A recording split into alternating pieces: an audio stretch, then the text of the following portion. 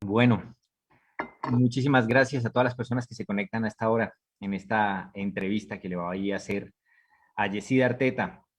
Y Yesid, muchísimas gracias a ti por aceptar la invitación a conectarte también al Centro de Memoria, Paz y Reconciliación. ¿Cómo andas por allá?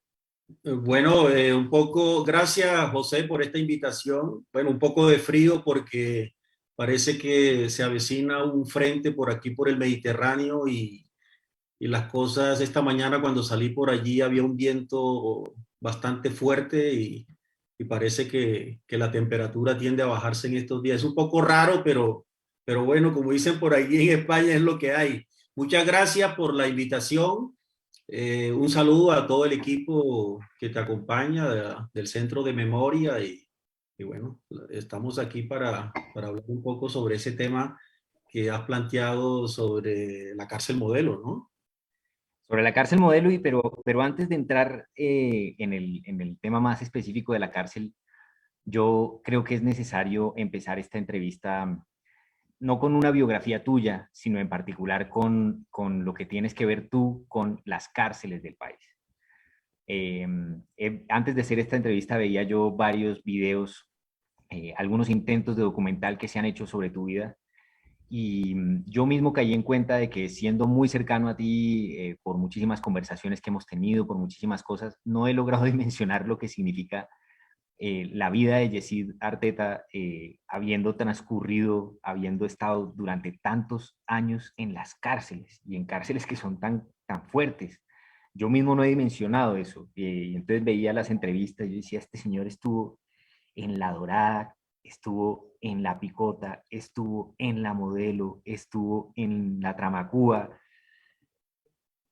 Cuéntanos un poco sobre eso en particular. A qué edad entraste tú a la cárcel por A primera ver, vez? yo creo que tal vez yo llegué a las cárceles en el año de 1996. Bueno, fue ¿Tenías una cuántos años? captura. 96 del año 59 calcula más o menos, son Del 59 al 96. el Eh, 96. Eso sería, al 99 serían 40 años, Cuare- exactamente Sí. a mi edad, ¿Cuánto? o sea, cuando yo tengo 37 años, a mi edad Ok. te ingresabas a la cárcel. La primera cárcel en la que estuviste fue ¿cuál? Bueno, yo llegué a la cárcel modelo, a mí me habían capturado en una operación militar allá en Remolinos del Caguán. Estaba herido y entonces del Gaula, donde eso es en la brigada que funciona en Florencia. De allí entonces un avión expreso que mandó el IMPEC, me recogieron allí 3 días después de mi captura, después de haberme puesto a órdenes de la Fiscalía, la justicia regional en esa época, pues estamos hablando de la época de la justicia sin rostro. Y de allí entonces llegamos a un aeropuerto, me supongo que era el aeropuerto de Catán. Había un equipo que era el de remisiones especiales, el CORES, era un equipo especial del IMPEC para el traslado de presos que ellos consideraban de alta peligrosidad o porque había un plan de fuga, etcétera. Y llegué a la cárcel modelo, creo que como el 4 o el 5 de julio del año 96, en un momento en que había una situación muy particular, no solamente por el cuestionamiento que había del gobierno de Samper, sino también porque el tema de los carteles estaba pues en su Furor. momento determinante. Obviamente ya había desaparecido Pablo Escobar, pero las cárceles estaban en ese momento hacinadas y una buena parte de los sicarios de los carteles se encontraban prisioneros. Es decir, hay un momento en que el Estado reacciona luego de la muerte de Pablo Escobar y se vienen una serie de capturas, lo que llaman en esto del argot judicial los lugartenientes de Pablo Escobar. Los jefes también del cartel de Cali fueron capturados. Entonces lo que me encuentro yo es ese panorama.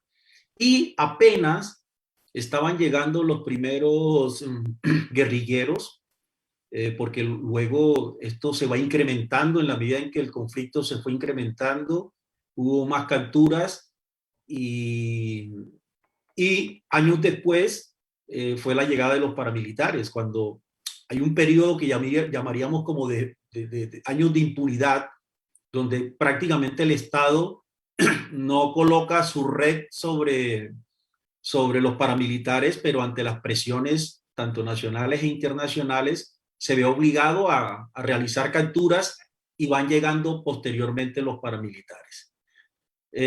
Bueno, eso fue como, para mí fue un descanso, de verdad. ¿Sí? Sí, la verdad que cuando yo llegué a la prisión, claro, yo venía, porque una cosa es cuando a ti te capturan, no sé, en la cotidianidad de un centro urbano, pero otra cosa es cuando a ti te capturan en una operación de guerra y cuando tú estás viviendo en una situación de guerra y cuando estás viviendo lo que se conoce como orden público, es decir, en una constante actividad de huida, de ataque, de operaciones, de marchas, etcétera, de guardias incesantes, presiones, operaciones militares. Entonces, claro, no era realmente una vida muy apacible la que uno llevaba dentro de la guerrilla. Esa historia de los que decían, no, es que en la guerrilla uno se podía estar muy feliz, se podía estar muy contento. No, eso ni siquiera el Che Guevara, que era como el Superman de la guerra de guerrillas, podía sentirse a gusto dentro de la vida guerrillera. Entonces, la llegada a la prisión fue como una especie de descanso de verdad, porque bueno, estaba en una celda privado de la libertad, pero no tenía que preocuparme absolutamente de más nada, Claro. eh, salvo de que no me ocurriera nada ahí dentro de la prisión. Yo llegué al pabellón de máxima seguridad. Ahí Que es diferente, estaba, claro. sí, ahí estaba, ahí habían, estaban tres sicarios del cartel de Medellín, condenados todos a 40, 50, 60 años. Estaba un chico que fue el que estuvo involucrado con la colocación de la bomba del centro comercial de la 93. Era un chico que apenas tenía 18 años, acababa de cumplir la mayoría de edad. Estaba este muchacho que hace poco lo entrevistó María Jimena Duzán, Hernando, eh, espérate ahí, no me recuerdo el apellido, que fue el que acusaron del asesinato de Hernando Pizarro, León Gómez. Ok. Y que, No bueno, recuerdo su después nombre. se descubrió que eso fue un desaguisado, que fue todo un montaje, estaba allí. Y dentro de los lugartenientes importantes en máxima seguridad estaba este que llamaban el Tomate y estaba el Tití. El Tití era, pues, también murió en la cárcel, lo asesinaron, es decir, eso eran vendetas tras vendetas, que fue el que acusaron y condenaron por el asesinato del coronel Franklin, no recuerdo su Además, apellido, Franklin. sí, que era el que Franklin Quintero. estaba en Medellín al cargo de las operaciones contra el cartel. De manera que no era un, digamos, un teatro como bastante apacible, pero por supuesto despertó mucha curiosidad porque, bueno, estaba allí en las entrañas del crimen en su dimensión más violenta, que era el sicariato. Bueno, para ir combinando un poco, a la gente que nos ve, estamos hablando con Yesida Arteta, que como lo están escuchando, fue comandante guerrillero, fue capturado, estuvo varios años en las cárceles. Estamos hablando de, entraste en el 96, saliste en el 2006, ¿no? Fueron 10 años en En el total. 2006, sí, 10 años y pocos Y días. ahora Yesida Arteta es escritor. Y lo pueden encontrar sus columnas en la revista Semana, en el portal El Comején, que está dirigiendo, pero también en libros como este, que si pueden encontrarlo por ahí, Relatos de un convicto rebelde. Aquí hay varios de los relatos, yo diría que este es un libro resumen, ¿no? Sí, De los sí. relatos de la cárcel. Dentro de esos relatos hay un relato inicialmente que a mí digamos, me afectó, me impactó mucho cuando lo leí la primera vez, que es el de Duelo al atardecer. sí, en donde un par de presos se terminan peleando porque uno de ellos deja los calzoncillos colgados un día de visita conyugal y el otro se siente ofendido o siente que hay una ofensa contra la mujer, ¿cierto? sí. Hay una cosa ahí. Y tú entras ahí, o sea, otra de las cosas que mencionaba es, ingresar en la cárcel es ingresar en un mundo en el donde puedes perder la vida por unos calzoncillos, pero al mismo tiempo en donde puedes, por primera vez realmente vas a compartir con ex jefes paramilitares, ex sicarios, etcétera. Es un espacio, digamos, todos los centros de reconciliación o todas las cosas no podrían reunir en un mismo espacio a los mismos comandantes o personajes que están en las cárceles. Es una cosa muy impresionante. Sí, es que, claro, una de las cosas que más impresiona, a ver, la cárcel modelo en esa época tenía aproximadamente unos 5.500 presos. Es decir, el hacinamiento era casi del 100%, porque la cárcel estaba construida para unos 2.600, 2.800 presos. Es decir, había el doble. Y cuando era el día de visita, por supuesto, en esa cárcel cuando era la visita femenina los domingos, o lo que llaman la 40, que era la visita de mujeres y niños, tranquilamente en una manzana podían estar concentradas unas 25.000 personas. Es decir, eso realmente era como una especie de mercadillo popular, atiborrado, como en época navideña, donde no cabe una aguja. Es decir, no hay casi espacio por donde moverse. Pero impresiona sobre todo, fue de las cosas que más me llamó la atención, son los códigos de los prisioneros. Son unos códigos muy rígidos.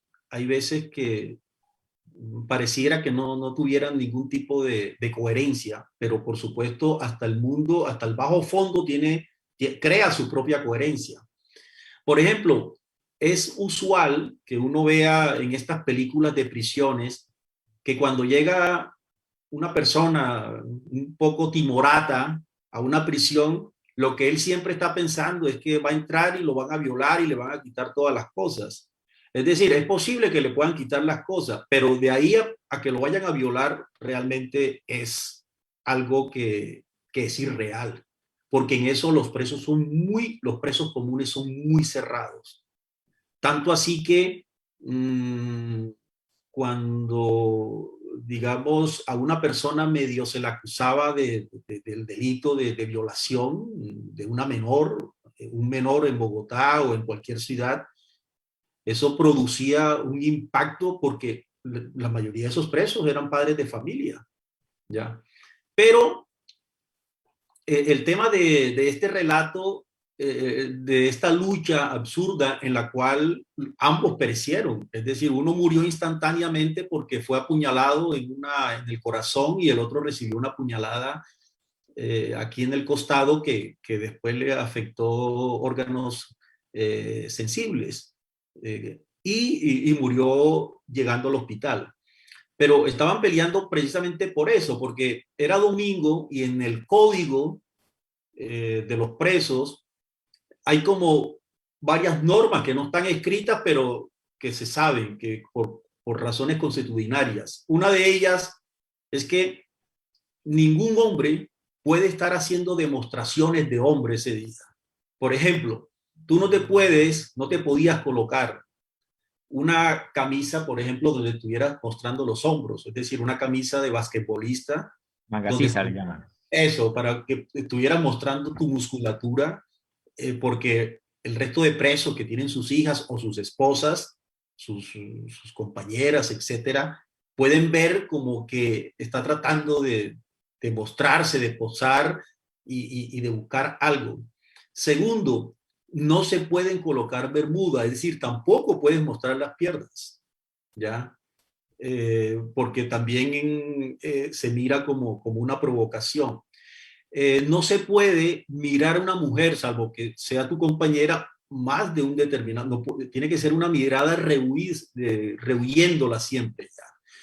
Entonces, estas luchas se aparcaban cuando la visita se iba. Es decir, la visita llegaba desde las 8 de la mañana y salía a las 5 de la tarde y el momento más turbulento más violento en una cárcel era entre las 5:30 y las 6 de la tarde. En esa media hora pasaba todo. Es decir, era la hora en que los camellos, los jíbaros, salían a cobrar las deudas de droga. Era la hora en que los chulos que manejaban prostitución ahí dentro, porque llegaban también prostitutas los domingos camufladas como familiares, iban a hacer sus cobros. Los dueños de los pequeños negocios que iban desde el que vendía jugo de zapote o el que vendía arepas, porque eso era una especie de mercadillo, salía también con su libreta a cobrar y así de manera sucesiva. Cada persona iba con una libreta, los cobradores, y con un chuzo o con una pistola, de acuerdo a la gravedad y de acuerdo a cómo iba a resolver su situación. Si no había dinero, por supuesto había una respuesta y esa respuesta era violenta.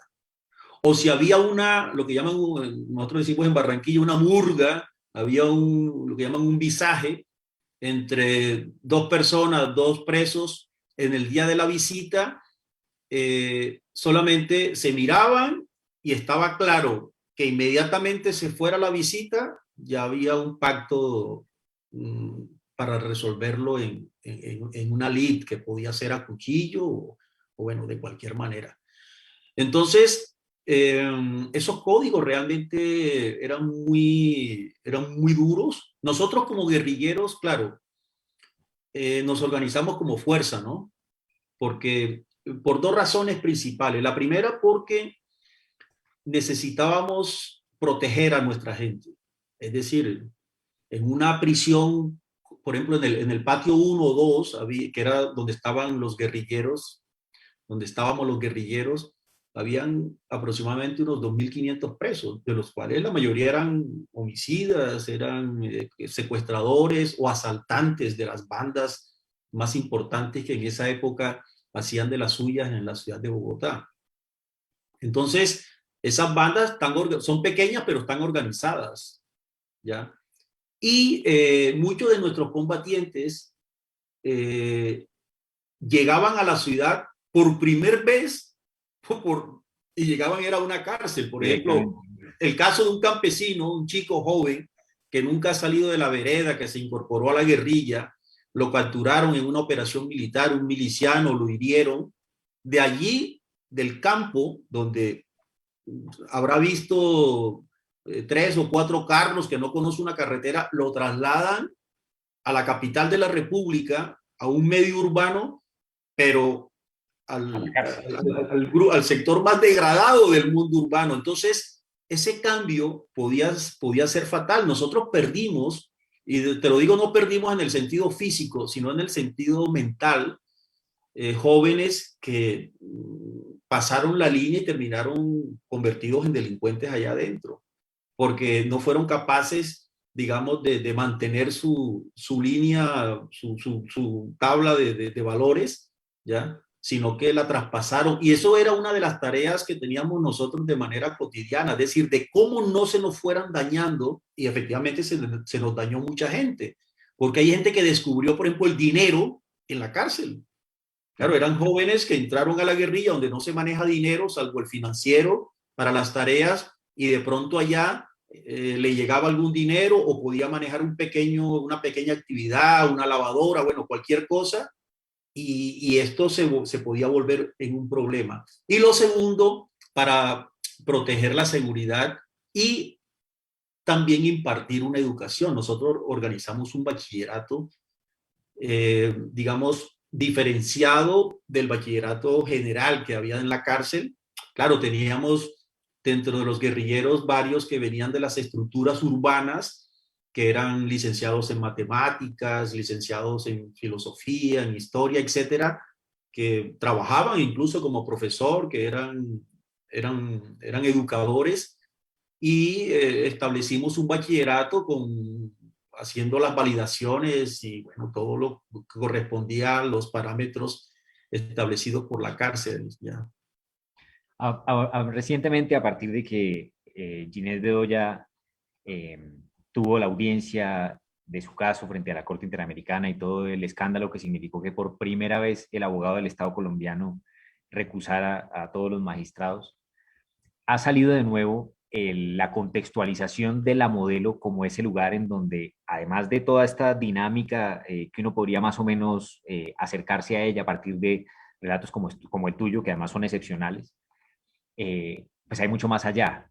Y a mí me ha sorprendido que hay muy poca conciencia sobre la gravedad de lo que ha pasado allí, en el epicentro de la ciudad, al lado de todo lo que ha ocurrido y de todo lo que se ha visibilizado a partir de los ejercicios de memoria, de las masacres, etcétera, en el país en los últimos años. O sea, hay libros de masacres ocurridas en muchos territorios, hay casos que se han una y otra vez mencionado. No quiero decir que con eso pues, se haya resuelto la justicia, pero uno puede ver que hay casos emblemáticos pues, que prácticamente muy pocas personas desconocen. Todo el mundo sabe que ocurrió una bomba en el Club El Nogal y que eso fue terrible, pero al mismo tiempo es impresionante cuánto silencio, cuánto ocultamiento hay de la cárcel. Entonces uno dice, bueno, eso tiene una lógica que es propia de la cárcel. La cárcel es economía de castigo. Se supone que pretendemos ocultar lo que pasa allí, entre otras cosas. Esa es parte de la genealogía de la cárcel de la que hablaba Foucault. Pero efectivamente lo que ha pasado ahí en términos de gravedad de situaciones es muy fuerte. Y ahí tú escribiste sobre el caso de Ginette, aparte de la masacre ocurrida en el 27 de abril del 2000. Tú estás ahí en ese momento en la modelo. Sí, mira, en ese momento, digamos, los guerrilleros ya nos hemos organizado como tal en lo que se llama el ala norte. La modelo en ese momento estaba dividido como en dos grandes alas, el ala norte y el ala sur. En el ala norte, más o menos con unos 2.500 presos, que estaba compuesto por lo que llaman delincuentes de núcleo duro, es decir, homicidio, asaltantes de bancos, secuestradores, estafadores y guerrilla. Y en el patio, en la zona sur, se encontraba, digamos, esa delincuencia callejera, es decir, la delincuencia raponeros. Ahí es donde se ve el mayor consumo de droga, especialmente bazuco, ¿ya? Y en el centro de la cárcel había un patio que se llamaba el patio 3, que era como un patio de privilegiados. Ahí quienes estaban, los narcos, pero no narcos, digamos, de mucho nivel, sino lo que se conoce en el mundo del narcotráfico como los chiquipatos, es decir, intermediarios que tienen más o menos una pequeña fortuna y les permitía tenerlos allí. Ahí se encontraban también los extranjeros, por ejemplo, delincuentes provenientes de Europa o del resto de América Latina, especialmente mulas. Mulas, claro. Mulas que eran capturadas en los aeropuertos y un patio pequeño donde estaba la gente de la tercera edad. Así era como estaba distribuida la prisión. Claro, las cárceles tienen controles internos, es decir, realmente la guardia cumple ahí un papel más como de contabilidad, es decir, verificar que los números den. Es decir, si hoy a mí me dieron 2.500, el que llega tiene que entregar 2.500 y así sucesivamente ya. Porque hacia adentro, obviamente, los controles son los que ejercen los presos ya. Nosotros en el ala norte establecimos, yo no diría una alianza, sino como unas reglas de juego con la delincuencia común. Es decir, ahí habían como yo diría como unas 3 o 4 bandas importantes que aglomeraban un considerable número de presos comunes, como lo llamábamos nosotros. Y nosotros que en ese momento, reuniendo los miembros de las FARC, del ELN, algún pequeño reducto del M-19 que estaba por allí, alguna gente del EPL. Dentro de esos cuatro grupos sumábamos aproximadamente unas 350 personas. Éramos un grupo grande. Grueso, claro. Por eso nos respetaban, porque estábamos organizados como grupo. Entonces, las reglas de juego, ¿cuáles eran? Mire, nosotros no queremos les decíamos a los jefes de las bandas que se involucren en nuestros asuntos. Nosotros no nos involucramos en sus actividades, ¿ya? Pero sí vamos a establecer unas reglas de patio, por ejemplo, de que evitar los temas de esa violencia continua, bueno, varias cosas que se establecieron. En el ala sur, el control también la tenían unas bandas, y esas bandas eran las que controlaban el negocio del bazuco, Claro. allá en esa zona. Ahí fueron llegando los paramilitares de una manera graneada, poco a poco. Fueron llegando paramilitares capturados, iban llegando, hasta que se fueron organizando y de un momento a otro, con la ayuda, por supuesto, de la guardia y de la capacidad, digamos, de corrupción que tenían los jefes paramilitares en el exterior, lograron entrar armas pequeñas y con esas armas, utilizando un lenguaje militar, le dieron un golpe de mano a los jefes De las de las bandas. bandas delincuenciales del sur y tomaron el control del sur. Pero ese golpe fue precisamente a través de una masacre. Una Esta masacre, masacre del 2000. exactamente, la masacre, hay muchas veces se pierde, digamos, hay una desinformación. Ese día, que coincide más o menos con los momentos en que Ginette Bedoya está por allí, ella la secuestran días después de esa masacre. En ese momento, ahí no hay un enfrentamiento entre guerrilla y paramilitares. Ahí lo que hay es un ataque artero a mansalva de los grupos paramilitares organizados con un armamento superior contra los jefes de las bandas delincuenciales. Con eso tomaron el control del bloque del área sur y bueno, creo que fueron, según la Defensoría del Pueblo y la Fiscalía que llegó, fueron como 30 o 35 muertos, todos muertos de una manera salvaje, es decir, aplicando todos estos métodos de tortura incluso.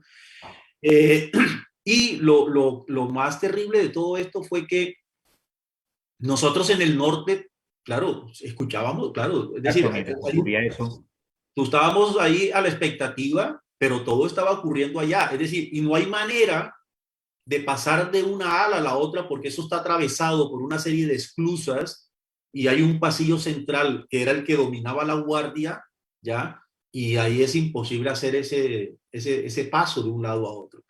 Eso fue una noche horrenda, terrible. La llegada, digamos, de la policía, el ejército, realmente se hizo al día siguiente. Al día siguiente se hizo, y lo peor de todo fue porque la operación principal contra la modelo la hicieron fue contra nosotros. Es decir, eso fue La tan... policía llegó fue a meterse al ala norte, a revisar A allí, nosotros, etcétera. claro, nos sacaron ahí, es decir, como anécdota, te cuento lo siguiente. Yo había participado en un concurso de relatos que organizaba el IMPEC y yo me había ganado el concurso con un relato y me dieron un premio. El premio era un equipo de sonido que no lo podía tener, entonces pues lo regalé a alguien y me regalaron una biblioteca compuesta de 12 libros de varios autores latinoamericanos que se sumaron a los libros. Yo tenía una biblioteca, iba sumando, iba teniendo allí tal.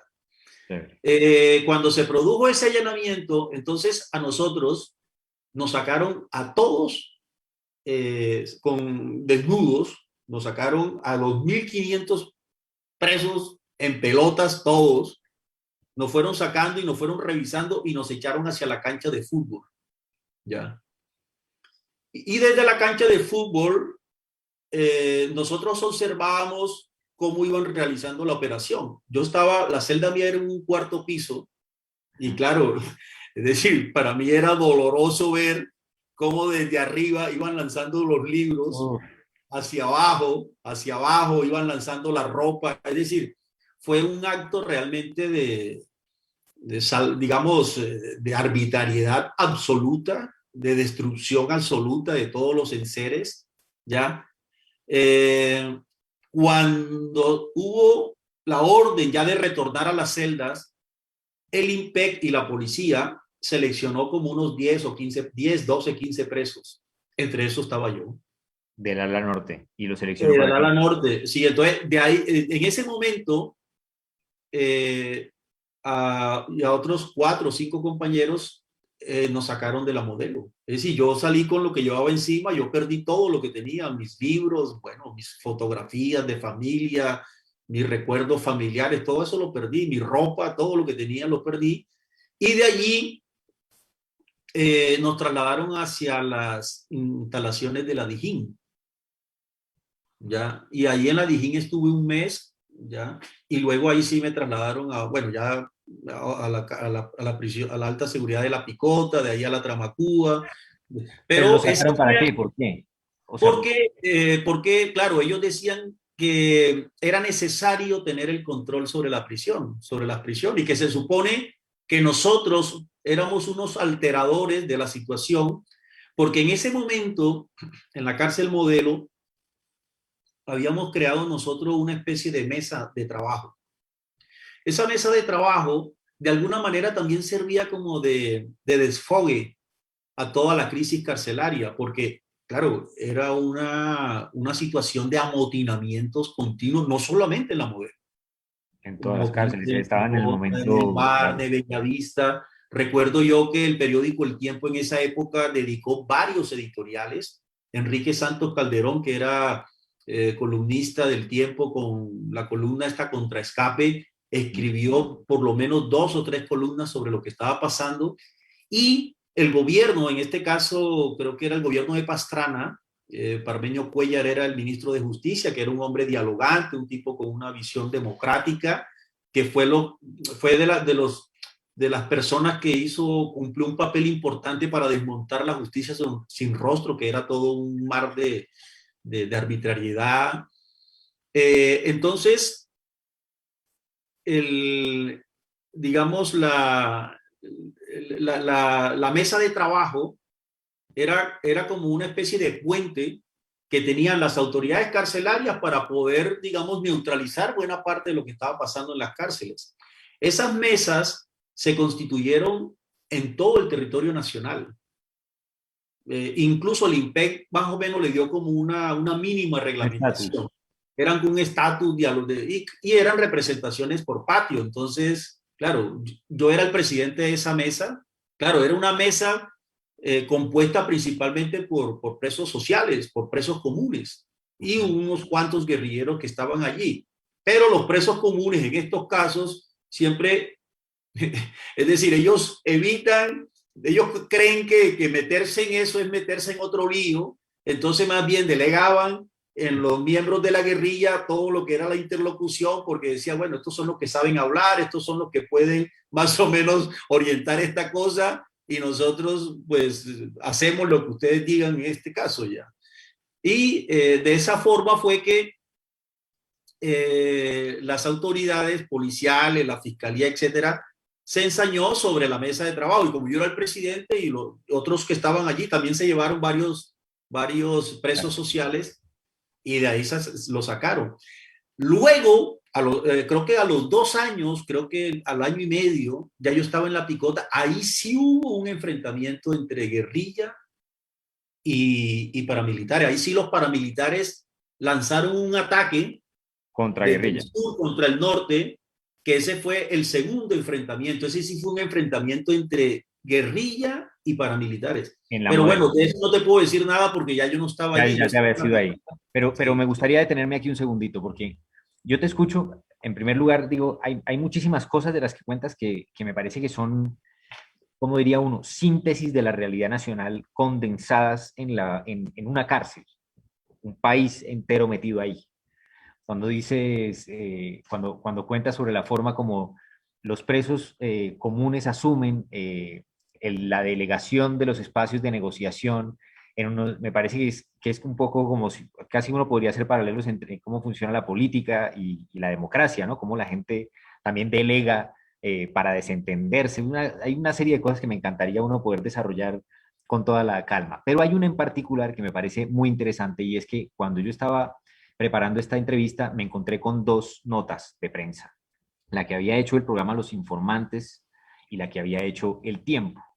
En el programa Los Informantes, la nena Razola, la periodista, eh, contaba, su relato era que la masacre que había ocurrido el 27 de abril del 2000 era exactamente una masacre en la que los grupos paramilitares habían enfrentado a la guerrilla. Y prácticamente su relato era precisamente lo que tú estás aclarando, que es totalmente distinto. La nota del Tiempo era diferente y no solo eso, sino que en el Tiempo la periodista reseña particularmente cómo tú llamaste a las autoridades a los días o en ese momento y les aclaraste que ustedes no estaban teniendo nada que ver. Pero me parece que eso que parece una cuestión de, bueno, son dos versiones sobre la realidad, tiene importantes implicaciones para comprender qué es lo que ocurre en el caso de Ginette Bedoya, porque evidentemente estamos hablando de una periodista que se mete a investigar lo que ocurre en términos de graves violaciones a derechos humanos, pero que podría en su momento tener una verdad que tú ahora puedes contar como simplemente una versión diferente a lo que se ha posicionado, pero que en su momento tiene grandes implicaciones. Y es como los grupos paramilitares, en particular el paramilitarismo, ocupa la modelo y se comporta como un grupo literalmente en disputa del narcotráfico. Y eso en 1999, 1900, en el año 2000, es evidentemente importantísimo. Es decir, la negociación de los grupos paramilitares en 2005 es una negociación en la que se intentó decir que los grupos paramilitares eran grupos políticos y que debía reconocérseles como tal, y la Corte Constitucional fue la que tumbó eso. La investigación de ese hecho macro pone a Ginette y a muchos, a otros periodistas que seguramente estaban ahí frente a una realidad muy fuerte, digamos, en ese momento, que parece una cosa simple, pero que evidentemente revela mucho del carácter del paramilitarismo. Ahí, en medio de esa situación, ahora se hacen las cuentas sobre cosas que han pasado en la modelo.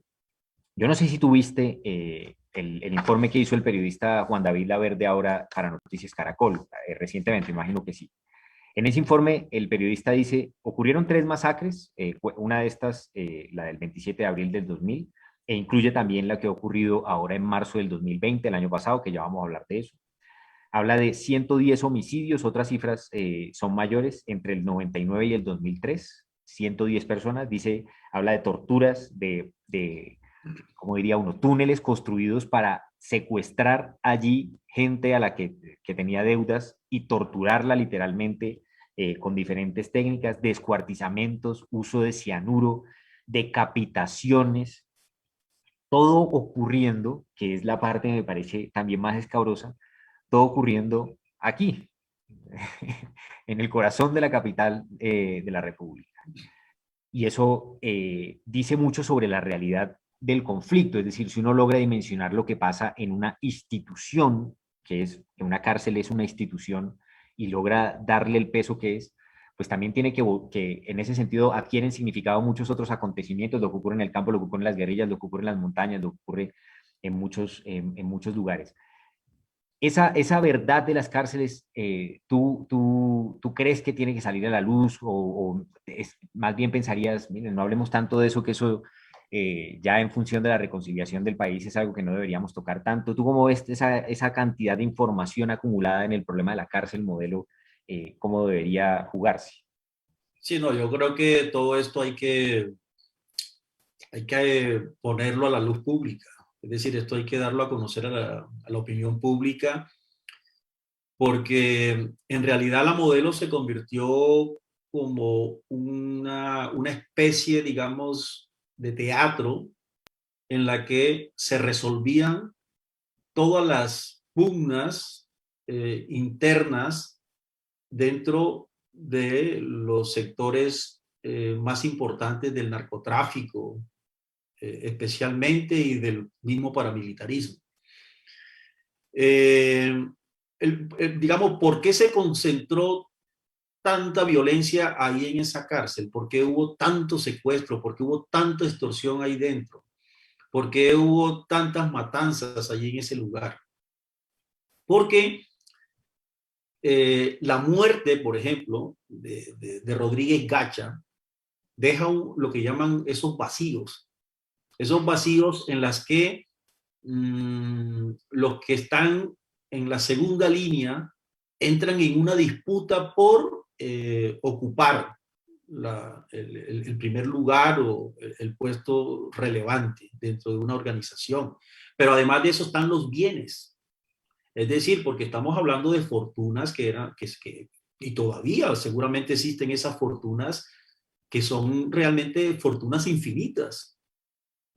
Y la lucha se estaba dando en el exterior. Por ejemplo, habían grupos vinculados a lo que fue el sector de Rodríguez Gacha, con los sectores de Carranza y con otros grupos más. Y esas luchas se estaban dando en el exterior. Esas luchas estaban en el exterior. Esos asesinatos se producían fuera, pero a fin y al cabo, las autoridades también hacen su labor, hacen su oficio, cogen a un grupo, por ejemplo, de personas en un retén con armas, los llevan a la prisión, los que están allí dentro de la prisión que pertenecían a un determinado grupo que está en pugna, los reconocen e inmediatamente iban por ellos. Es decir, los ajustes de lo que estaba sucediendo en la Modelo era una repercusión de una gran lucha que se estaba dando en el exterior. El asesinato de capos. Es que si tú te pones a mirar, haces una investigación, te darás cuenta cuántos capos de la mafia fueron asesinados en las cárceles de Colombia. No fueron uno, fueron varios. Y no estamos hablando de que, es decir, a una mula o a un pequeño narcotraficante. Estamos hablando de capos que manejaban grandes estructuras. ¿Ya? Iván Urdinola Grajales, el famoso, el señor el que llamaban el hombre del overol. El hombre del overol, sí. El que lo asesinaron ahí en la Modelo, el otro es decir, eran ajustes de cuentas de gran envergadura que tuvieron su reflejo en las cárceles. Ahora, nosotros, por ejemplo, como guerrilla, teníamos como una especie de consigna que muchas veces podía aplicarse bajo ciertas circunstancias. Por ejemplo, cuando los grupos paramilitares dentro de la prisión eran minoritarios, entonces más bien no tenían como el ánimo de buscar confrontación, sino, como dicen ellos, vivir la suya y tratar de resolver sus propios problemas. Pero cuando eran grupos mucho más grandes, ¿ya? Ahí sí había una presión y a mí me parece que eso sí fue una locura, porque después nosotros hablamos con varios jefes paramilitares y efectivamente muchos de ellos recibieron órdenes expresas de apropiarse de las cárceles, es decir, convirtieron las cárceles como si fuera otro frente, digamos, de confrontación, de batalla y de mantener la hegemonía sobre esas prisiones. Y por supuesto, una prisión como la Modelo es una fuente de muchos negocios. Es decir, porque estamos hablando de, no sé, 5.000 presos, de los cuales 1.500 consumen estupefacientes. Es un mercado. Y ahí hay un mercado. ¿Ya? Cárcel como mercado. Es claro, un mercado y que se lo disputan internamente, ¿ya? Pero otro fenómeno eran las propias pugnas dentro de los paramilitares. Es que el paramilitarismo era una confederación. Una confederación compuestas por un patrón. Yo recuerdo que en Cómbita, donde estuvimos en una temporada compartiendo patio, en un módulo éramos 180 personas, mitad guerrilleros y mitad paramilitares, no había más nada. Y entonces, claro, ahí hubo que establecer unas reglas de juego porque hubo unos conatos y bueno, yo hablé con un jefe de ellos allí y conversamos sobre el tema. Y la relación, por ejemplo, del guerrillero con nosotros era un trato pues de comandante, es decir, el camarada, etcétera, pero ellos sí establecían una relación diferente, muy gangsteril. Ellos le decían el patrón. El patrón. Digo, hay que hablar con el patrón, hable Que no con es el cualquier patrón. cosa. Claro, es es el patrón, es dirigente, ¿no? decir, no es el comandante, sino el patrón. Y cada patrón tenía un control. Y luego se dieron guerras internas dentro de los propios paras, dentro de las prisiones, por el control. No era lo mismo, por ejemplo, todos esos presos que llegaron de la masacre del Naya. Yo recuerdo cuando llegaron a la Modelo y después las trasladaron a Cómpita. Eran 30, 40 paramilitares que habían sido capturados, arrinconados y capturados por allá después de haber perpetrado la famosa masacre del Naya. Y ese grupo tenía contradicciones con otros que estaban allí que venían de otra zona y porque tenían otro patrón.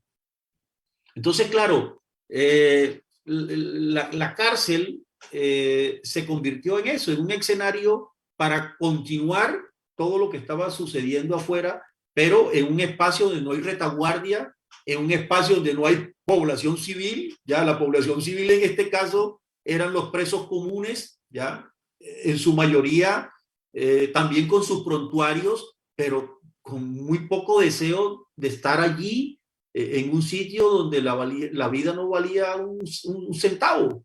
Tanto así, tanto así, que para ese entonces una persona, un preso común, lo trasladaban de la Modelo a otra cárcel y era como si hubiese obtenido la libertad.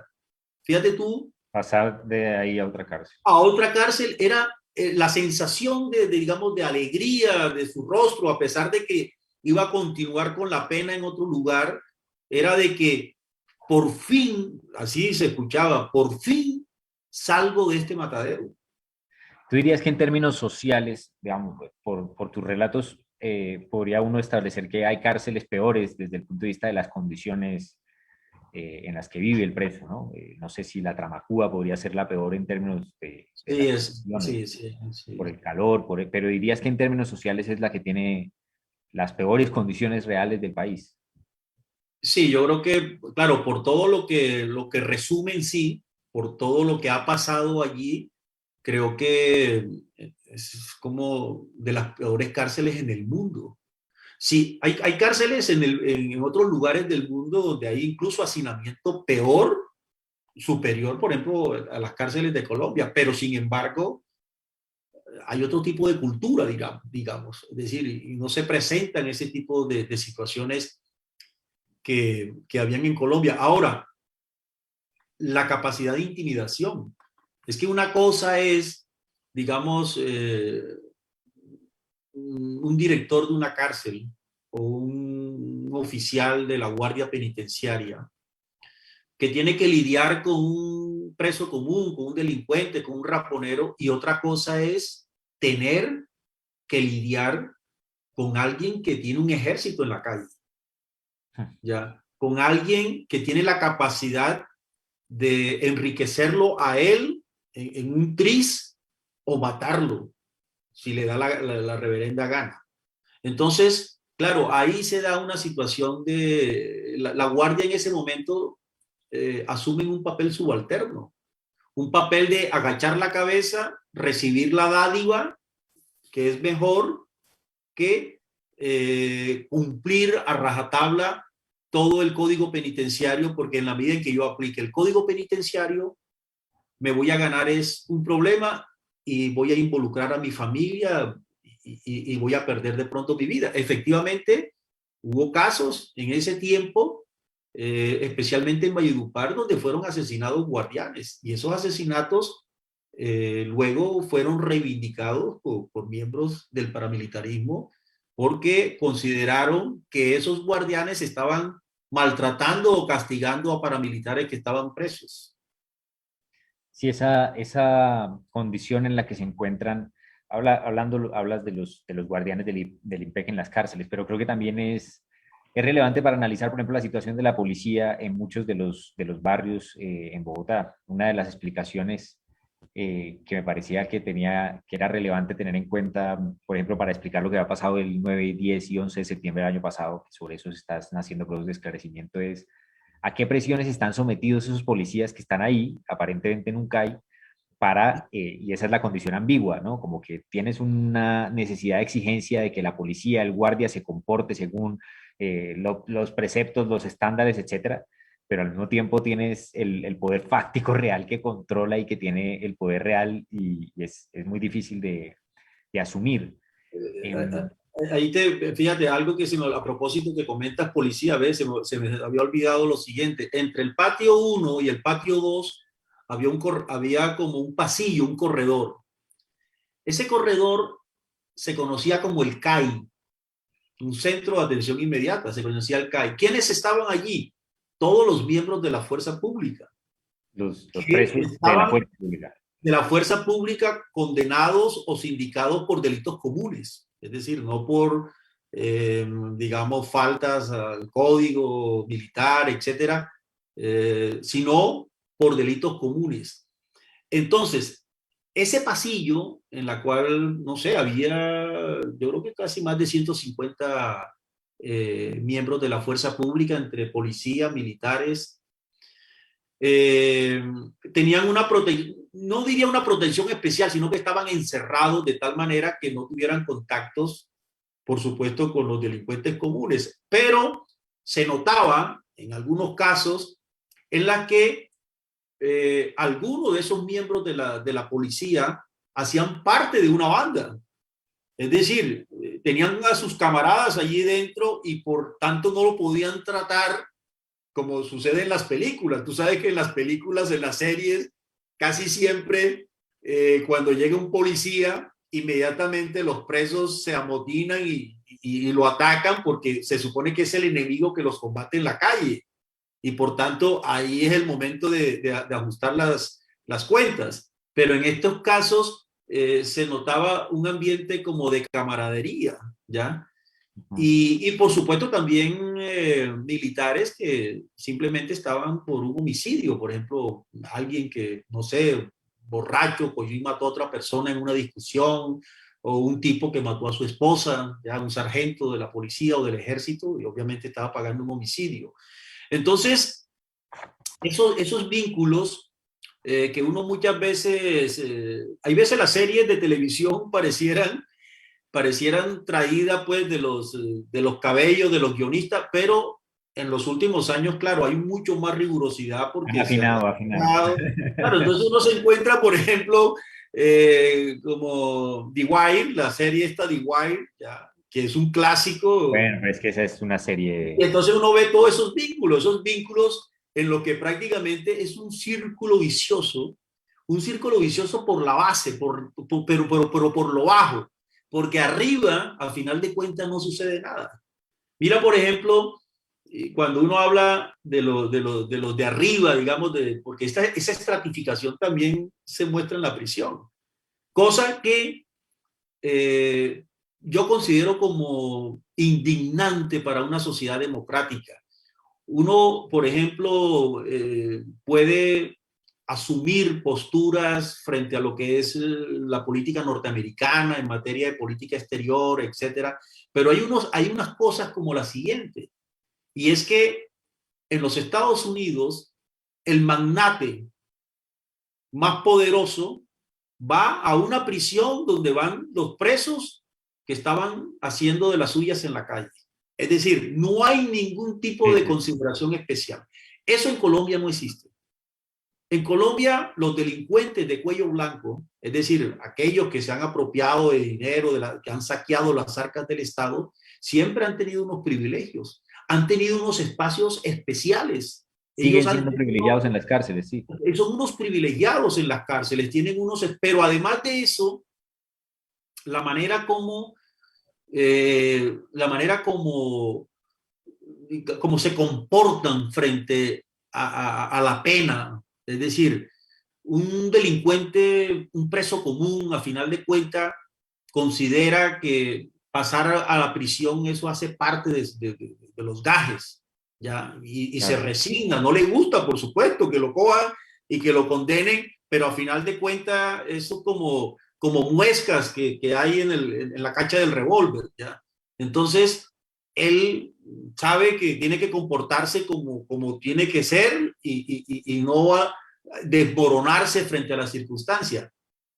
Los delincuentes de cuello blanco, por el contrario, son personas muy débiles, la verdad. Yo lo que pude darme cuenta de la mayoría de los políticos presos allá es que era gente psicológicamente muy débil, gente con muy poca capacidad, digamos, de afrontar la situación de, entre comillas, de adversidad, a pesar De sus actos, a pesar de que se han expuesto a ellos, claro. sí, y a pesar de que las condiciones materiales de reclusión eran, es decir, eran excesivas. Hubo casos, yo recuerdo que uno no entiende hasta qué punto la política en el país es tan vergonzosa, que las mansiones que el Estado le quitó a los narcotraficantes, que eran unas casas lujosísimas, las convirtieron en las llamadas cárceles fiscales.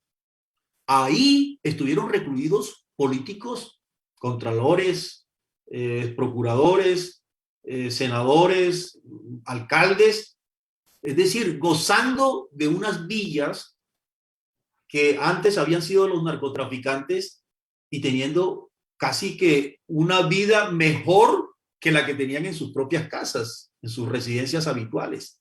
Entonces, esas descompensaciones muchas veces, digamos, realmente crean como una sensación de, es decir, le da uno piedra realmente una situación de esa. Injusticia profunda, pero profundísima, o sea, ya es como si no existiera el infierno, o sea, es como, como constatar que el infierno está en el mundo real de tu selva, porque no hay un después de en donde podamos separar que allá hay un infierno destinado a los delincuentes, todos por igual pagan y tal, sino que al final este mundo es igualito, infierno adentro, afuera, las clases nunca van a desaparecer, eso me parece una cosa impresionante.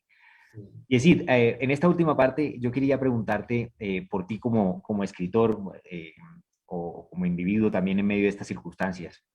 Eh, lo dices en tu libro y es verdad que hay muy pocos escritores que hayan contado como tú un poco sobre la realidad de la vida de las cárceles.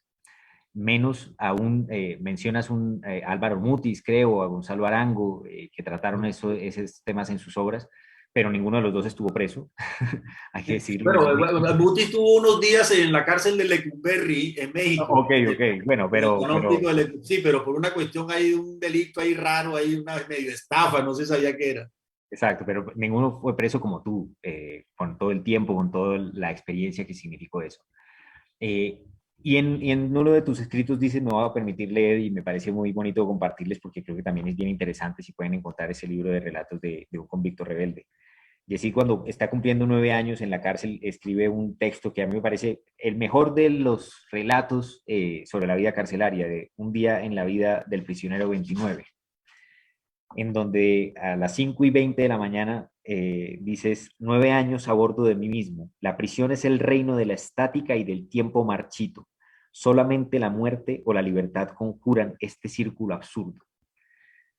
Yo te quiero imaginar a ti en medio ya de esa situación eh, y sabiendo cómo recurriste a leer y a escribir para sobrevivir, para no volverte loco, para no morirte, para no suicidarte. Y al encontrar eso me he encontrado con que la memoria adquiere otra dimensión diferente a la que probablemente estamos nosotros trabajando. A veces la memoria es muy bandera de activismo, que es algo que es necesario para transformar la realidad, etcétera. Pero cuando veo estas cosas es como si encontrara la dimensión de la memoria como para sobrevivir, para que nadie te quite lo bailado en tu vida, para que nadie te quite tu integridad. Tiene una dimensión mucho más de eso, de conservación de integridad. Cuéntame un poco sobre eso, sobre ti como escritor en la cárcel. ¿Cómo hacías, pues, cómo diablos podías escribir en medio de todas estas situaciones tan complejas de masacres, de muerte, de todo? O sea, Claro, mira, por ejemplo, yo, eh, claro, hay como una serie de pertenencias, diríamos, que es la que uno protege sobre todo. Después de lo de la modelo, eh, digamos, yo me hice a un diccionario Larousse. Ese era como el Google, podríamos decir de ahora. Era como la gran enciclopedia. Ahí estaba resumido todo. El famoso diccionario Larousse. Recuerdo, de hecho, sentí como tuve una gran sensación cuando estuve en el cementerio de Montparnasse y no sé, de manera casual iba buscando la tumba de Cortázar cuando ¡pum! Me encontré también la de Larousse, ¿ya? El pequeño diccionario Larousse, ¿ya? Yo tenía las obras de Camus, los dos tomos donde estaban las obras completas de él, que siempre ha sido mi escritor de cabecera y siempre las decisiones morales, éticas, siempre las he consultado con él, ya, con su obra, ya, porque fue un hombre que, digamos, se opuso a todo lo que eran prácticas totalitarias, todo lo que era la injusticia per se, y muchas veces volverse un rebelde entre los rebeldes. Y tenía unos 2 cuadernos donde yo iba haciendo pequeñas notas. Para mí eso era como digamos, como mi piedra filosofal, es decir, ahí donde tenía yo todo, eso era la clave para mí de mi existencia y luego obviamente los libros que me iban llegando. Ahora, la verdad es que yo cuando estuve en la Juventud Comunista, cuando estuve en la FARC, realmente yo no escribía. Yo me acuerdo que una vez escribí un poema en el Pato, estaba por allá en un campamento guerrillero, un guerrillero que era estudiante de medicina. Hubo un asalto por ahí cerca en un pueblo que se llama Guayabal y bueno, mataron a unos, el ejército en el combate, él huyó, pero tenía muy poca práctica, digamos, de militar, era un hombre más dedicado a los temas médicos y el tiroteo continuó, él se hizo ahí como en una bolita de monte que llaman, y él creyó que iban por él. Y él lo que hizo fue coger y pegarse un tiro aquí con una pistola Magnum 357 aquí. Uf, una muerte absurda. De hecho, ni siquiera el ejército lo encontró. Es decir, la gente empezó, se acabó todo, el ejército se retiró y no aparecía Álvaro dentro de los muertos. Y entonces, ¿qué pasó? Hasta que finalmente con los días una búsqueda y encontraron el cadáver de él. Ahí entonces se trajo, se le hizo una guardia de honor y yo no sé, yo era muy amigo de él, conversaba muchísimo con él. Álvaro era su seudónimo dentro de la guerrilla y entonces hice un poema y eso fue lo único que yo escribí y algunas cosas muy prácticas de la vida guerrillera, pequeños manuales y tal, militares, manuales de tiro y tal. Pero cuando yo llego a la modelo, una amiga me dice, oye, Jessy, como tú has estado viviendo tantas cosas, ¿por qué no narras tú? Ella había tenido una experiencia en Nicaragua y en El Salvador y me dijo, ¿por qué no escribes? Porque vale la pena. Yo dije, bueno, voy a intentarlo y escribí algo y bueno, ese relato fue el que ganó el concurso y entonces ya con la medalla Claro, en el claro. pecho dije, no, pues yo Claro. voy por otra medalla. Y ahí fue donde comencé ya a escribir más relatos, ya saqué un primer libro. Arturo Álape, que una vez fue a visitarme a prisión, también Alfredo Molano, que también fue un gran amigo, eh, me estimularon y eso, mira, es que tú puedes narrar tantas cosas que has vivido pero yo creo que el momento determinante donde yo realmente me decidí ya a, digamos, a cambiar, darle un viraje a mi vida, fue en la Tramacúa. La Tramacúa, que algunos le llaman el Guantánamo de Colombia. Estamos hablando de la cárcel de Valledupar, para que La penitenciaría de se Valledupar. entere. Fue una cárcel construida con unos parámetros, digamos, del Buró Federal de Prisiones, pero en una economía pírrica, empobrecida como la nuestra, y en unas condiciones arquitectónicas pésimas, como muchas de las obras que se hacen en Colombia. Entonces, claro, allá hay problemas para el agua, hay problemas de alimentación, que se recrudecen con el tema del calor, bueno, etcétera. Entonces, ahí en ese lugar, a mí me llevaron, yo estaba en la picota en alta seguridad, me llevaron cuando se rompieron los diálogos con el gobierno de Pastrana, de Pastrana. Entonces, como represalia, lo que hizo el gobierno fue a los más importantes miembros de la guerrilla que estaban privados de la libertad, enviarlos así a cárceles remotas. A mí me mandaron para allá. Yo estuve ahí 16 meses aislado totalmente. Ahí estuve en una celda donde ahí me daba el agua, ahí mismo me llegaba el agua, la lluvia, porque la otra te la ponían 3, 4 minutos, ¿ya? En esa misma celda cagaba, en esa misma celda me bañaba, es decir, en esa celda yo creo que, bueno, yo soy un tipo delgado, pero ahí realmente me volví casi como un esqueleto, es decir, yo estaba tan enflaquecido que por falta de alimentación. Además de eso, un apendicitis me cogió justo ahí en esa prisión y un sábado me lo descubrieron a última hora, si no me hubiera muerto de peritonitis. Y entonces me llevaron de urgencia, me operaron ahí en un hospital público, el de Valledupar, y me llevaron al día siguiente así recién operado. De hecho, me operaron me aplicaron una anestesia, digamos, parcial, ¿no? Solamente la zona, yo estaba consciente y habían como 3 guardianes dentro de la sala de cirugía, pero obviamente con los equipos, pero guardianes que yo los conocía. Luego, cuando me llevaron a la sala de reposo, me colocaron una esposa a la cama, al camastro, me esposaron al camastro y al día siguiente me llevaron, ya, y me encerraron allí. Claro, yo tengo un hermano que es médico, internista, y bueno, logré hablar con él por teléfono, me dieron tiempo para hablar por teléfono y me dijo, Yesid, cuídate, si eso se te infecta, te mueres. Ya. Y justo en esos días estaba yo leyendo un libro, el libro que a mí más me ha gustado de la literatura de Carlos Fuente, que es La muerte de Artemio Cruz. En La muerte de Artemio Cruz es un moribundo, ya que es casi como que hace todo el recorrido de la historia del siglo XX de México, todas esas guerras, esa confrontación de la Revolución Mexicana, etcétera. Y claro, es un moribundo. Y yo justo estaba leyendo ese libro y yo decía, ¿será que esta es una premonición?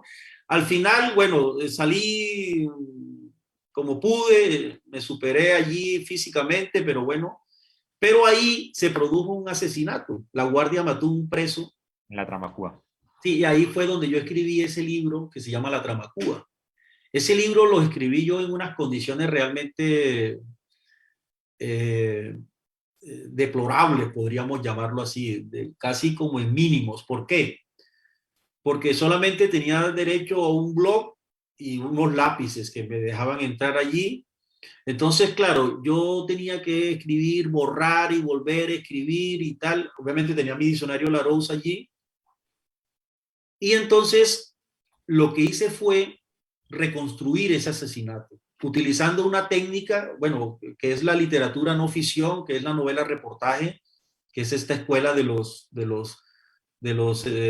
periodistas norteamericanos, de Truman Capote, de Norman Mailer, de Guy Talas, etc. Entonces, lo que hice fue, porque yo hablaba a gritos con otro guerrillero que estaba en otro patio a cierta hora, y él era el que me ponía en contacto con la realidad. Ellos allá tenían un televisor en el patio, y entonces él, en la noche, cuando los encerraban, yo me subía y alcanzaba medio a mirar así por encima de la reja, y él sí desde una ventanita me miraba y me hacía un resumen diario de noticias para poder enterarme de lo que estaba pasando. Eso es Entonces él una me decía, no, escena. que el Junior goleó a Millonarios en Barranquilla. Ah, bueno, bien por esa. Que hubo una reunión, no sé qué cosa, que comenzó una guerra en tal parte. Bueno, todo eso me iba enterando.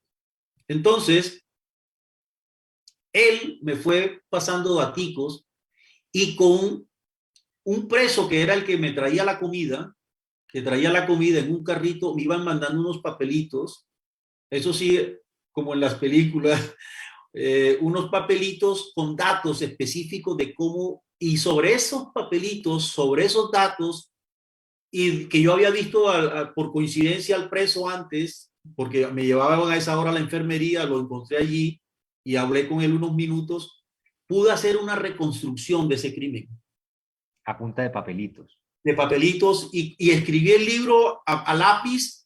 Entonces, para, para, para poder, digamos, transcribir en un computador, yo tenía que coger eso y enviarlo por el correo normal de la cárcel. No podía a través de un visitante entregarle el papel porque estaba prohibido. Ahí sí No lo hubieran aplicaban dejado. muy duro.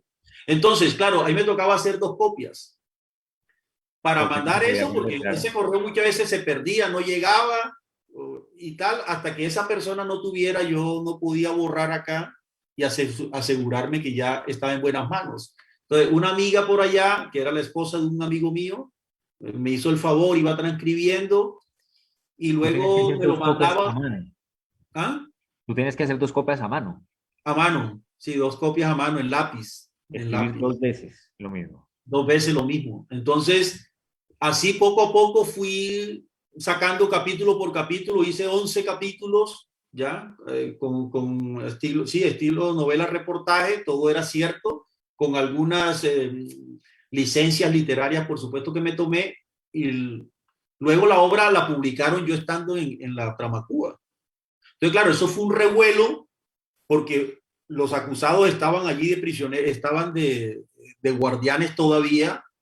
Entonces, claro, yo también a esos guardianes que estaban allí, que su mayoría eran jóvenes, muchos de ellos de Santander, santanderianos, eh, yo no los ponía como no los definía como unos victimarios. También eran como víctimas de todo un sistema que ellos también se quejaban fuera de su familia. Es decir, la cárcel realmente era un castigo, tanto para los guardianes como para mí y para todos los que estábamos allí. Para todos. Entonces, ahí fue donde ya yo dije, no, este es mi camino.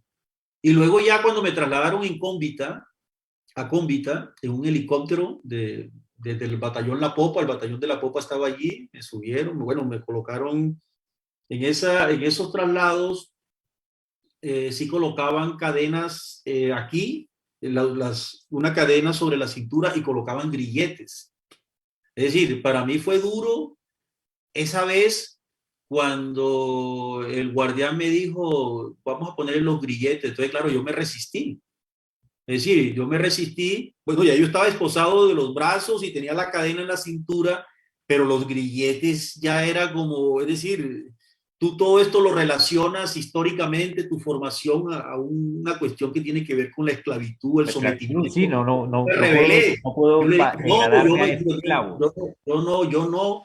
Pero fíjate tú, ahí había un mayor de la policía y me dijo, mire, Arteta, este, déjese poner eso, porque si usted si no le colocamos eso, no podemos hacer el traslado.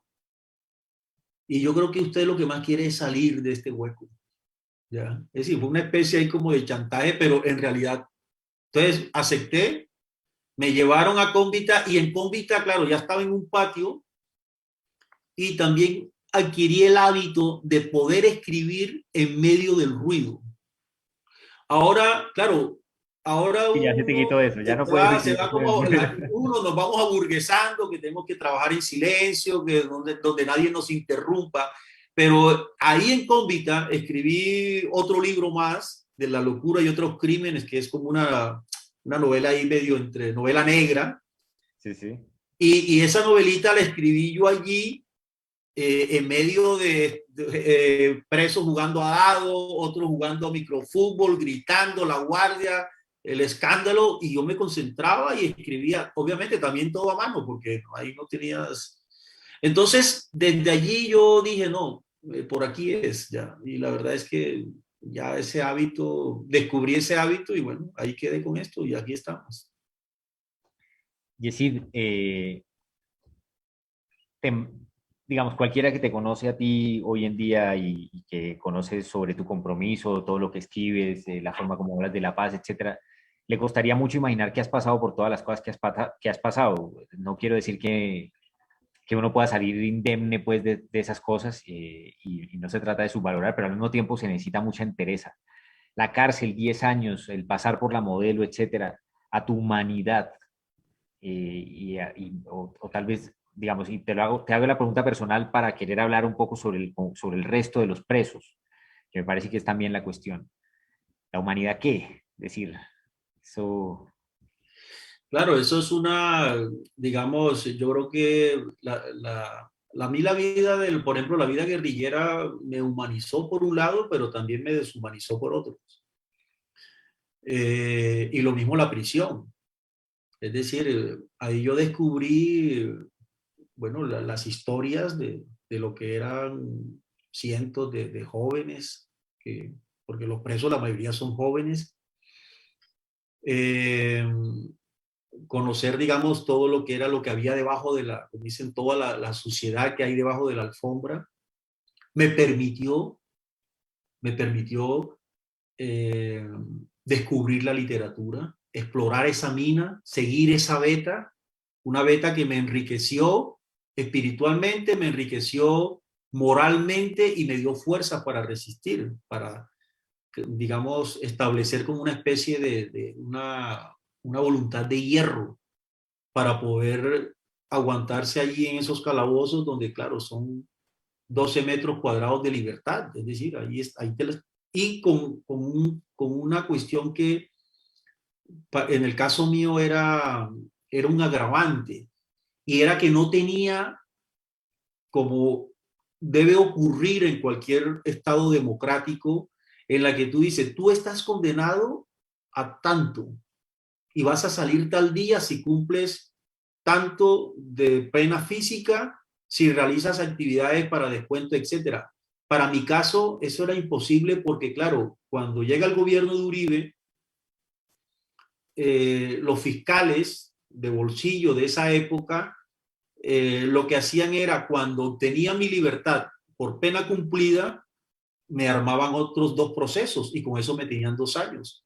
Por eso, para mí, digamos, el personaje tanto literario como por mitológico es Sísifo, ¿ya? El rey de Corinto, que fue castigado por los dioses a subir esa piedra, y cuando ya estaba casi en la cima, luego se la lanzaban otra vez hacia abajo. Entonces yo terminaba una condena y enseguida comenzaba otra y no tenía, entonces claro, esto era algo como ¿cuándo voy a salir yo de aquí? ¿Cuándo voy a salir yo de aquí? Entonces, claro, eso te crea a ti una situación muy crítica que en algún momento te puede llevar hasta el fondo y cortar de una vez por la vía del suicidio, ¿ya? Pero también ese aislamiento, fíjate tú, terminó afectándome para el resto de mi vida.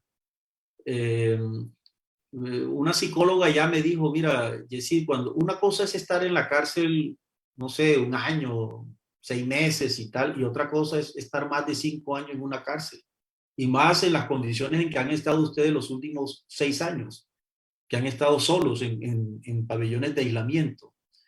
Y es que a pesar de que recobren su libertad, ustedes, personas como tú, siempre buscarán muchos momentos para estar solo. Y eso a mí me pasa. Y a pesar que con mis parejas, con las parejas que he tenido, lo he percibido. Es decir, hay momentos en que en realidad quiero estar solo, pero no es por ninguna situación de complicación, sino ese deseo de estar solo. Y obviamente esos son recuerdos que te marcan. Es una especie de un tatuaje. Es como un tatuaje que no tienen, no, porque no sé, una cirugía te pueden hacer una especie de otra cirugía para borrarla. Es decir, esto es un tatuaje, esto no se borra. Una cosa que no se borra. Y eso, por supuesto, determina tu vida por el resto. Hay momentos, sobre todo los recuerdos de la guerrilla también, son recuerdos, muchos recuerdos tormentosos, que hay veces cuando he estado compartiendo con amigos, probablemente escuchando algún tipo de música, o también de pronto cuando nos estamos tomando unas copas, algo, y que vienen esos recuerdos, y no son recuerdos, digamos, que se expresan de manera violenta, porque yo la verdad que tomo, no soy una persona que manifieste actitudes violentas cuando tomo, antes por el contrario, en ese sentido no soy muy bailarín, pero sí soy muy caribeño en ese sentido. Es decir, soy muy caribeño en el sentido de que me pongo contento, feliz, pero hay momentos en que realmente me entra como una especie de nostalgia. Y hay veces también el tema de los sueños, que al principio cuando yo llegué por acá a Europa, en los primeros años habían sueños reiterativos. Por ejemplo, un sueño que siempre aparecía de forma reiterada era que yo estaba en una habitación y las paredes se iban cerrando las paredes y en un momento determinado me despertaba con un grito porque las paredes me iban a aplastar. Estaba perfectamente claro que era todo ese drama de haber estado en la prisión. Lo mismo que también los temas relacionados con la vida guerrillera, el combate, ¿ya?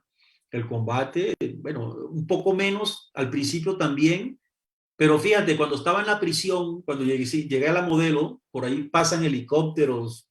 Claro, Ujú, yo escuchaba un helicóptero en la Modelo y de una vez me ponía en estado de alerta. Es claro. decir, me daba la impresión de que estaba en la selva ya. Pero bueno, pero creo que uno, con base a todas estas experiencias, hay que tratar de racionalizarlas.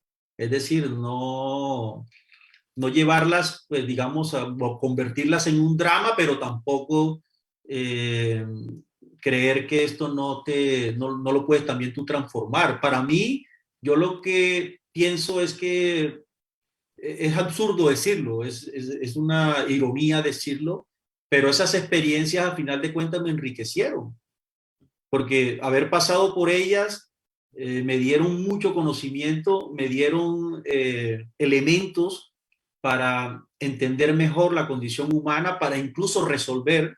Yo me recuerdo ahí en la Modelo, claro, la guerrilla también jugaba el papel ahí de mediador, cuando habían los problemas entre las bandas de delincuentes. Entonces, entre las bandas de delincuentes hay momentos en que tienen que buscar a alguien que medie para arreglar un problema, porque ahí hubo enfrentamientos. Ahora, yo me acuerdo con la doctora Patricia Ramos, que era la defensora del pueblo para asuntos penitenciarios, una vez recapitulando sobre eso, yo le decía a ella, yo le decía, doctora Patricia, es que la verdad es que yo no entiendo cómo, cómo nosotros, porque ella estuvo conmigo ese día, para resolver un enfrentamiento entre dos bandas de delincuentes en el ala norte, que se estaban peleando el pasillo y habían ya dos muertos y había alguien allá con una granada desempinada y estaban otros con unos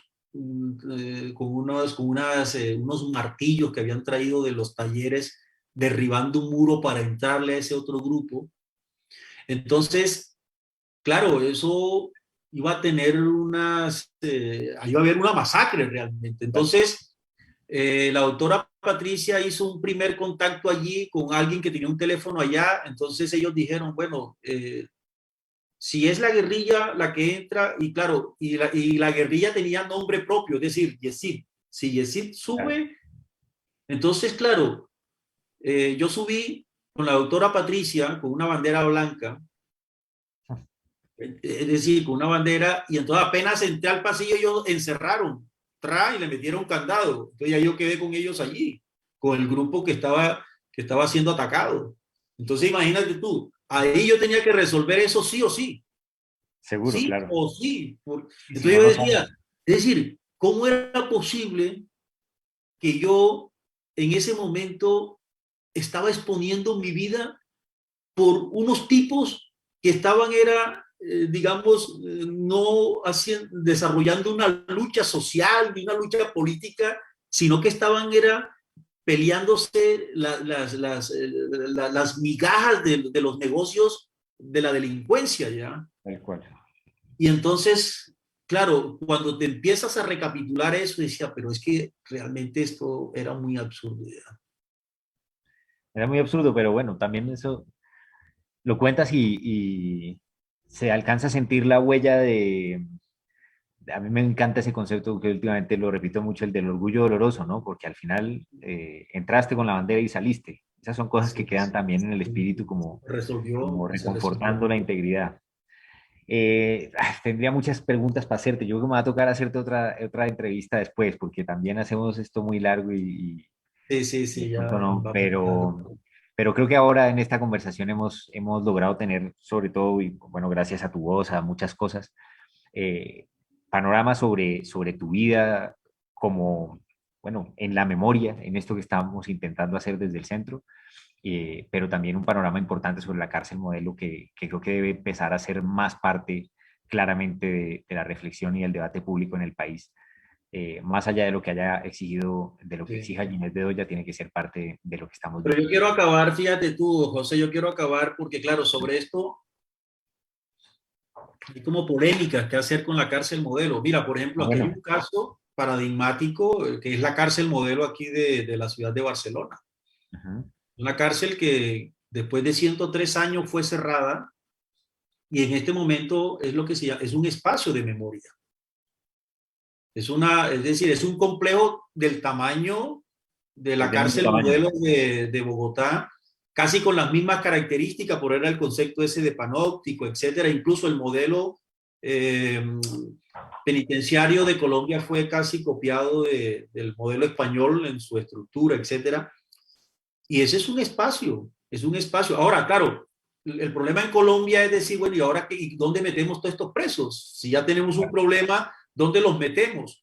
Pero bueno, yo creo que en algún momento habrá que resolverlo y yo pienso que allí se puede establecer un centro de memoria. Ahí en esa cárcel de la modelo de Barcelona, que también estaba en todo el centro, al lado de la estación central de trenes, la estación de Sants, que está en todo el centro geográfico de la ciudad de Barcelona.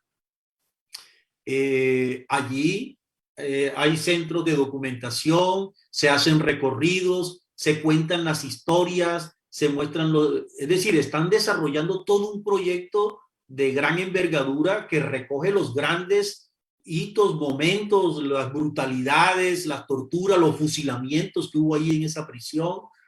Y creo que con la cárcel modelo de Colombia habría que pensar más adelante en un proyecto de esa naturaleza. Yo lo veo realmente obvio ya.